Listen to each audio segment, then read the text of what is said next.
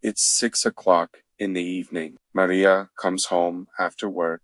She feels a little tired, but she is happy to be home. She takes off her shoes, washes her hands, and goes to the kitchen. She opens the fridge and takes out some vegetables, rice, and chicken. While she cooks, she listens to soft music and hums along. After dinner is ready, she sets the table and eats slowly. The food tastes good, and she feels relaxed. When she finishes eating, she washes the dishes and cleans the kitchen. Then, Maria goes to the living room. She sits on the sofa and turns on the TV.